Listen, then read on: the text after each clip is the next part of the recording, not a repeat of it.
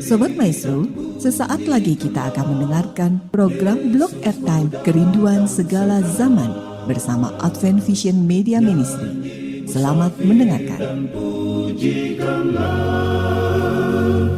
Yesus mau datang segera.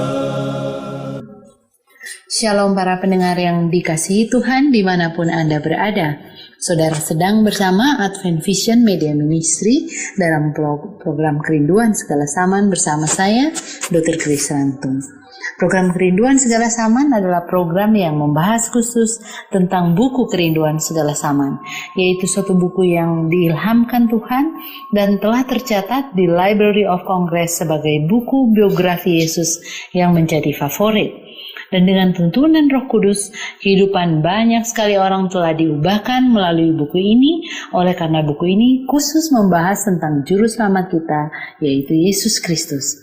Nah, para pendengar yang dikasihi Tuhan, kita akan melanjutkan pembahasan tentang bab 49 dengan judul pada hari raya Pondok Daun-Daunan. Silakan Anda bisa menghubungi nomor telepon 0877 1616 1637. Saya ulangi nomor telepon 0877 1616 1637. Bila saudara memiliki komentar atau pertanyaan mengenai pembahasan pada saat ini. Dan kita masih bersama dengan narasumber kita, Pendeta Cucu Elia. Shalom Pendeta Cucu. Salam Dr. Grace. Kemudian saya ditemani Ibu Mary Nusawakan. Shalom Bu Mary. Shalom Dr. Grace. Dan Dr. Alvin Rantung. Shalom Dr. Alvin. Shalom. Kami persilakan Pendeta Cucu memberikan ringkasan bagian yang kedua. Baik, saudaraku yang dikasih oleh Tuhan, para pendengar yang setia mendengarkan siaran ini, kita sudah masuki pada pasal yang ke-49. Ada bahagian yang kedua dengan judul pada hari raya Pondok Daun-Daunan. Itu mari kita awali dengan doa. Ya Allah, Bapa kami yang bertahta dalam kerajaan surga, sekali lagi kami datang ke hadapan-Mu meminta bimbingan tuntunan Roh Kudus sebagaimana Engkau janjikan untuk menuntun kami kepada seluruh kebenaran. Dan biarlah bila mana kami menyampaikan kebenaran ini, kami di studio, demikian juga para pendengar semua, boleh semakin memahami kehendak-Mu ya Tuhan, dan kami semakin dituntun dan diberkati, dimampukan untuk hidup di dalam jalan Tuhan. Inilah doa kami mohon berkat dan tuntunan-Mu dalam nama Yesus Kristus, Juru Selamat kami. Amin. Baik, saudaraku yang dikasih oleh Tuhan, pada hari raya Pondok Daun-Daunan ini, Yesus tentunya sebelumnya adalah seorang tokoh yang kemudian tiba-tiba saja muncul ke permukaan oleh karena apa yang dibuatnya di dalam berbagai pelayanan pekerjaan, mujizat-mujizat yang pada waktu itu dan mungkin sekarang pun sebagai mujizat yang sangat menghebohkan. Ya, bagaimana orang yang mungkin sudah puluhan tahun disembuhkan, bagaimana penyakit yang mungkin tidak ada obatnya disembuhkan juga. Saudaraku sekalian, berbagai mujizat yang telah dilakukan Yesus ini membuat berita di berbagai tempat, kota, pelosok, desa dan sebagainya. Banyak orang mengenalnya, mengetahuinya minimal.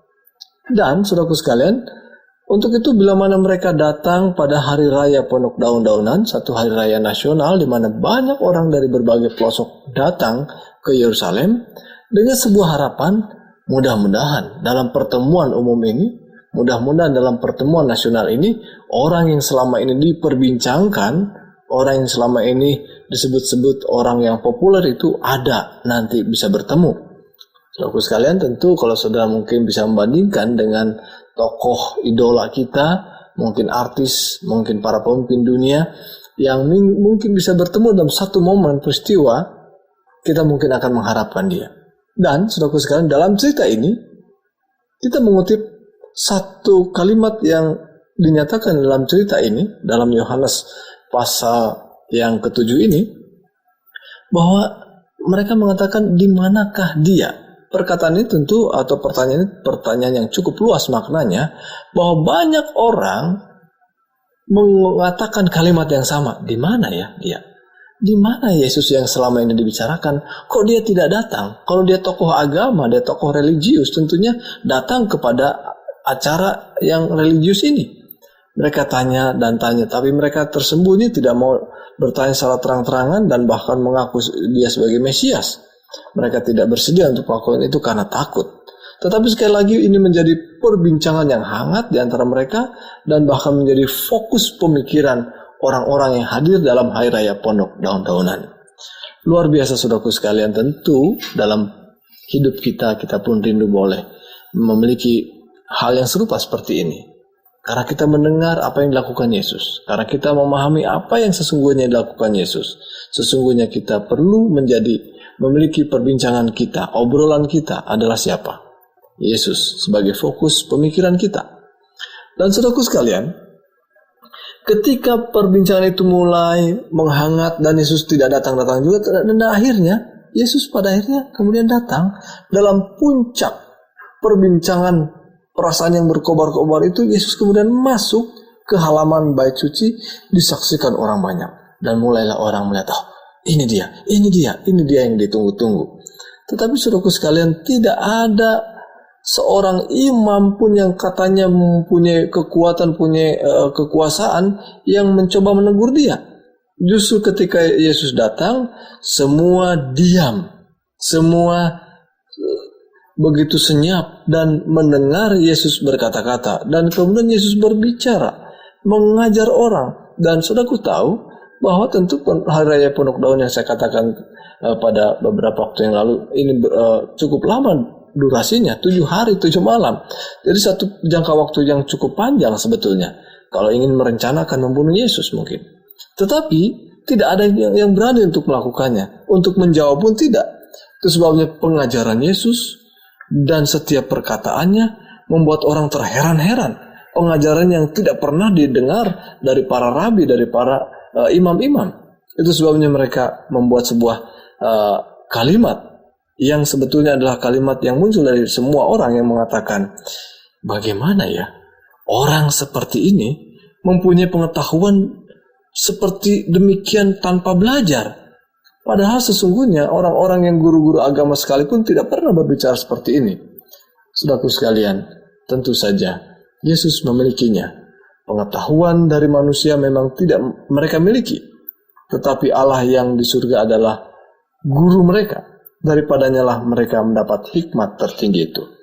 Saudaraku sekalian, di dalam perkataan Yesus dan pengajarannya, ada satu yang dikutip di hari terakhir dari perayaan itu, di mana hari itu akan ada peringatan memukul batu ketika Musa memukul batu, karena ini Hari Raya Pondok Daun adalah peringatan pemeliharaan Allah. Ada banyak peringatan-peringatan setiap harinya, momen-momen tertentu dalam perjalanan bangsa Israel kemudian diingat kembali bagaimana Allah memelihara bangsa Israel. Namun di dalam kesempatan ini Yesus menyampaikan harapannya dalam pengajaran ini. Dan kata-kata Yesus dikatakan ketika hari terakhir mereka sudah letih sekali dalam sepanjang 7 hari mengadakan acara yang begitu gembira, perayaan yang panjang itu. Yesus mengatakan pada mereka, barang siapa haus, baiklah ia datang kepadaku dan minum. Barang siapa percaya kepadaku, seperti yang dikatakan oleh kitab suci, dari dalam hatinya akan mengalir aliran air hidup. Saudaraku sekalian, perkataan ini adalah perkataan yang menyejukkan mereka, di mana mereka sudah letih mengadakan perayaan Hari Raya Pondok Daun-Daunan ini yang mungkin akan mengangkat kerohanian mereka. Tetapi rupanya kesilauan terang, warna-warni, dan juga lagu-lagu, musik-musik yang mungkin selama ini 7 hari mereka dengar, rupanya tidak bisa memenuhi kebutuhan jiwa mereka. Tidak satu pun memuaskan dahaga jiwa. Dan saudaraku sekalian, hanya perkataan Yesus rupanya. Ketika Yesus mengatakan, barang siapa yang haus, baiklah ia datang kepadaku dan percaya kepada Yesus, akan menjadikan kita memiliki aliran air hidup yang tidak akan habis. Dan saudaraku sekalian, rupanya itulah panggilan kepada kita semua untuk percaya kepada Yesus, percaya kepada Dia yang adalah Mesias, yang adalah Juru Selamat, yang adalah penebus kita. Baik, inilah ringkasan daripada pasal 49 bagian yang kedua. Terima kasih Pendeta Cucu. Para pendengar yang dikasihi Tuhan, Yesus mengetahui keperluan jiwa saudara dan saya, dan hanyalah kasih Yesus yang akan mengisi kebutuhan jiwa kita. Mari miliki kasih yang menyelamatkan dalam pengalaman mempelajari hidup Yesus, Sang Juru Selamat yang penuh kasih itu, bersama kami Advent Vision Media Ministry. Kami berharap agar pendengar masih terus bergabung dalam pembahasan lanjutan bab 49 buku Kerinduan Segala Zaman. Jika saudara memiliki komentar, pertanyaan, bahkan permohonan untuk kami doakan, silakan Anda bisa menghubungi nomor telepon 0877 1616 1637. Saya ulangi nomor telepon 0877 1616 1637. Baiklah para pendengar yang dikasihi Tuhan, saudara masih terus bersama program Kerinduan Segala Zaman yang mengkompilasi kisah kehidupan Yesus dari keempat penulis Injil, yaitu Matius, Markus, Lukas, dan Yohanes. Baiklah para pendengar, kita akan masuk ke dalam diskusi Pendeta Cucu, Ibu Mary, dan Dr. Alvin. Saya mulai dengan komentar yang saya dapatkan. Kalau kita lihat dalam pembahasan atau dalam tulisan bab 49 bahwa Yesus kemudian nampaknya dikucilkan oleh saudara-saudaranya, kan yang kemarin pembahasan sebelumnya. Kemudian jadi dia hanya sendirian. Kemudian akhirnya Yesus pergi. Dan dalam salah satu paragraf daripada bab ini dikatakan bahwa saudara-saudara Yesus ini merasa bahwa dengan Yesus tidak mengikuti tradisi, tidak mengikuti permintaan dari para pemuka-pemuka agama, Yesus nampaknya salah. Sementara pemuka-pemuka agama itu pasti benar. Karena mereka itu para ahli Taurat yang mengetahui, imam-imam yang sangat mengetahui akan Taurat Tuhan atau firman Tuhan pada saat itu. Sementara Yesus seorang diri. Nah, seringkali kita juga dengan mudahnya berpikir seperti saudara-saudara Yesus itu, bahwa yang sedikit itu pasti salah, sementara yang banyak yang menganut itu pasti benar. Gimana supaya kita tidak terjebak? Sementara dari firman Tuhan banyak menyampaikan dalam ayat bahwa lebarlah jalan yang menuju kepada kebinasaan, sempit. Nah, kalau sempit berarti lebih sedikit, tentu saja. Sempitlah jalan yang menuju kepada kehidupan. Kemudian pada waktu, jadi banyak contoh kalau yang saya lihat ya di dalam firman Tuhan bahwa kebenaran nampaknya tidak populer atau tidak dianut oleh banyak orang. Sejak zaman Nuh misalnya hanya 8 orang, dan banyak contohnya kan dalam Alkitab. Pendeta, gimana menurut pendeta? Baik, terima kasih Dr. Grace. Satu komentar yang tentu butuh pemikiran yang luas juga, bahwa terkadang kita ingin tentu saja kalau memiliki kebenaran, memiliki sesuatu yang jelas, hal yang benar, nyata, tentu ingin menjadi bukan hanya sedikit, ya 1-2 orang saja, tapi ingin menjadi satu kelompok yang lebih besar dan mungkin akan memenuhi seluruh bumi ini.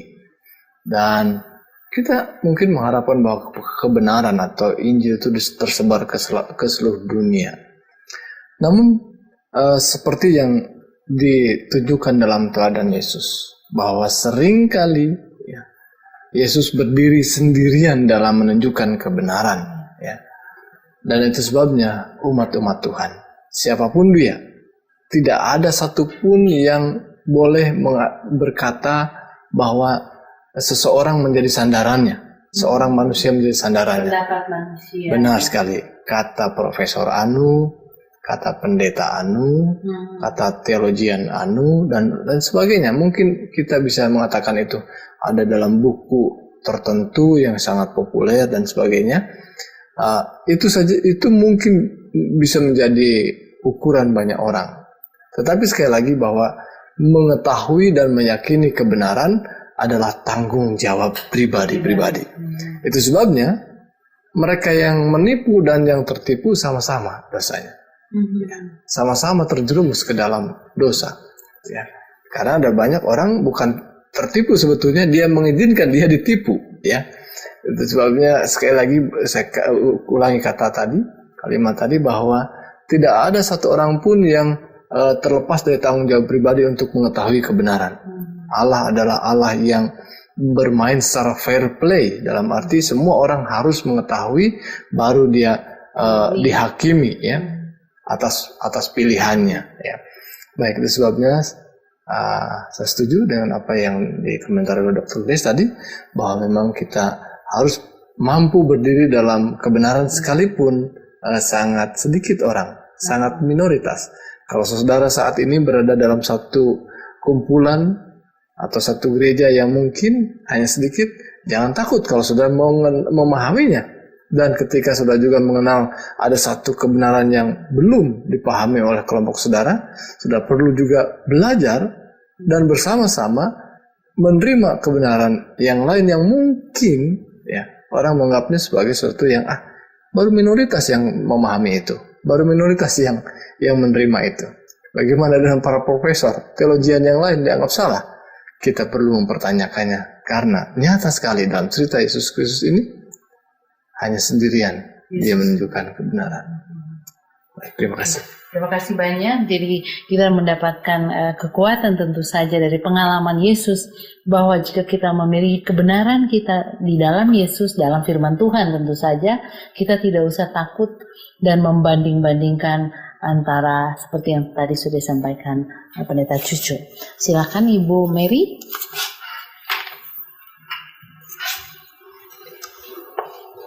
Baik, Dr. Grace. Saya membaca bacaan hari ini sangat menguatkan diri saya, karena saya mengambil suatu kesimpulan bahwa Tuhan itu adalah Tuhan yang Maha Tahu.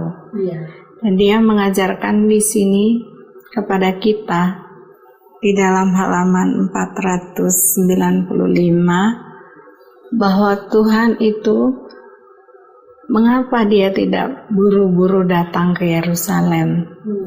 Karena Dia mempunyai 3 alasan di sini dikatakan, tetapi Ia tidak boleh bersikap takabur. Jadi Tuhan ini tidak boleh bersikap sembarangan. Yang kedua, tidak boleh lekas-lekas masuk ke dalam bahaya. Dan yang ketiga, tidak boleh mempercepat suatu krisis. Lalu di sini dikatakan setiap peristiwa dalam pekerjaannya sudah ditentukan waktunya. Jadi Tuhan Yesus adalah seorang yang bergantung sepenuhnya kepada Bapa, kepada Allah Bapa. Dan di sini dikatakan Ia harus menunggu dengan sabar. Ia mengetahui bahwa ia harus menerima kebencian dunia. Ia mengetahui bahwa pekerjaannya akan mengakibatkan kematiannya, tetapi mempertunjukkan dirinya belum pada waktunya bukanlah kehendak Bapanya. Jadi dia sebagai anak Allah Bapa, dia bergantung sepenuhnya kepada Bapanya, dan dia tidak mau mempertunjukkan dirinya. Dan ini saya rasa sangat menguatkan kita semua, bahwa kita harus bergantung sepenuhnya kepada kehendak Bapa kita di surga, tidak mengandalkan diri sendiri. Pendeta punya tambahan hal itu?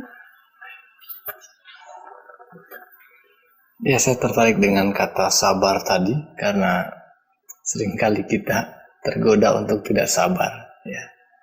Ya, kita mungkin dari cerita ini kita boleh mengandai saja, seandainya Yesus segera pergi mengikuti ketidaksabaran saudara-saudaranya, maka sampai disitulah mungkin kegiatan aktivitas Yesus sebagai manusia di dunia ini tuntas sampai di situ. Karena ketika ia menunjukkan dirinya dalam kehebohan orang-orang yang mau mengangkat dia sebagai raja, sebagai Mesias, saat itu juga pasti ada penolakan yang keras daripada imam-imam, sehingga pasti sampai di sanalah riwayat pelayanannya. Tetapi kita lihat ada banyak pelayanannya sedang menunggu, yang bahkan menyanggupkan banyak orang boleh menerima pengajarannya lebih banyak lagi. Oke, terima kasih Dr. Alvin. Nah, Pendeta, kalau kita lihat bagaimana pengalaman, ada satu upacara tadi Pendeta sampaikan bahwa upacara pemukulan batu yang melambangkan juga ketika Musa hanya diperintahkan berbicara kepada batu dan dia pukul sebelum masuk ke tanah Kanaan. Itu kan artinya sebelum juga tiba pada fase di mana kita akan bertemu tinggal bersama Yesus di surga, dalam yang dilambangkan dalam pondok daun ini, ada fase juga di mana seringkali kita tidak menurut itu ya perintah Tuhan. Tapi kembali lagi ada anugerah ya. Ketika kita datang bertobat, sama seperti lambang Musa sekarang ketika dia berdosa, dia memukul, dia tidak masuk ke tanah Kanaan duniawi, tapi dia mati akibat dia punya dosa, pelanggaran dosa, tapi dia bertobat. Tapi sekarang dia dibangkitkan dan dia ada di surga. Jadi mungkin bagi saya, pengalaman kita juga sekarang kita dalam masa pergumulan sedang menantikan Yesus datang. Kita yang berdosa tapi dengan kita hanya berpegang kepada Yesus batu karang itu, yang seringkali kita pukul kadang-kala ya. Kadang-kala kita membuat dia terluka. Tapi dia begitu sabar menantikan kita ya, untuk tinggal hidup bersama-sama dengan dia di surga. Bagaimana Pendeta ya? Iya, luar biasa. Mengalir air kehidupan bagi kita. Luar biasa ya. Baik, terima kasih. Saya kira kita mengaminkan bahwa demikianlah apa yang terjadi dalam kehidupan Yesus, karena oleh kematiannya ya, hanya oleh kematiannya yang melalui lambang cerita ini dipukul, justru keluarlah air kehidupan yang akan memberikan kehidupan bagi setiap orang yang di dalam proses kematian kita ini. Tapi Tuhan akan membangkitkan oleh air hidup yang datang hanya dari percaya kepada Yesus Kristus. Amin. Terima kasih banyak, kita tentu bersyukur untuk Yesus yang telah diberikan sehingga kita bisa memiliki kehidupan ini ya. Terima kasih Pendeta Cucu, Ibu Mary dan Dr. Alvin. Para pendengar yang dikasihi Tuhan, Yesus mengetahui keperluan jiwa. Kebesaran, kekayaan, dan kehormatan tidak akan dapat memuaskan hati kita. Mari pendengar sekalian, kita mengalami kekuatan rohani dengan mempelajari hidup Yesus bersama Advent Vision Media Ministry dalam buku Kerinduan Segala Zaman. Kami berharap agar pendengar sedang mendapatkan berkat melalui pembahasan Kerinduan Segala Zaman, dan teruslah bergabung bersama kami. Bila saudara memiliki komentar, pertanyaan, bahkan permohonan untuk didoakan, silakan Anda bisa menghubungi nomor telepon 0877 1616 1637. Saya ulangi nomor telepon 0877 1616 1637. Sebelum kita mengakhiri pertemuan kali ini, kita dengarkan kesimpulan dari bab 49. Baik saudaraku yang dikasihi oleh Tuhan, kita sudah mendengarkan pasal yang ke-49 ini berkaitan dengan Hari Raya Pondok Daun-Daun, dan di sana ada satu khotbah Yesus yang sangat indah yang dikenang oleh orang tentang barang siapa haus. Saudaraku sekalian, perjalanan hidup kita dari hari ke hari yang kita jalani begitu memenatkan kita. Demikian juga tontonan-tontonan yang kita lihat, berita-berita yang kita lihat, yang kita dengar, sungguh membuat kita letih dalam berbagai dimensi kita. Dan kalau saya ingin bertanya kepada saudara, apakah saudara juga termasuk dalam orang-orang yang haus? Maka kalimat ini cocok buat saudara dan saya. Barang siapa haus. Berarti untuk saudara dan saya. Itu sebabnya saudaraku sekalian, saya ingin mengutip kalimat-kalimat yang disampaikan dalam buku ini tentang apa yang dilakukan Yesus buat saudara yang merasakan haus. Seruan Kristus kepada jiwa yang haus masih dinyaringkan dan memohon kepada kita dengan kuasa yang lebih besar daripada mereka yang mendengarnya di bait suci pada hari terakhir masa raya itu. Pancaran air terbuka bagi semua orang. Kepada orang yang lelah dan lesu ditawarkan aliran hidup kekal yang menyegarkan. Yesus masih berseru, marilah. Dan barang siapa yang haus hendaklah ia datang. Dan barang siapa yang mau hendaklah ia mengambil air kehidupan dengan cuma-cuma. Barang siapa minum air yang akan kuberikan kepadanya, ia tidak akan haus untuk selama-lamanya. Sebaliknya, air yang akan kuberikan kepadanya akan menjadi mata air di dalam dirinya yang terus-menerus memancar sampai kepada hidup yang kekal. Mari saudaraku sekalian, kita tutup dengan doa. Ya Allah, Bapa yang penuh kasih, yang adalah air hidup yang menyegarkan hidup kami.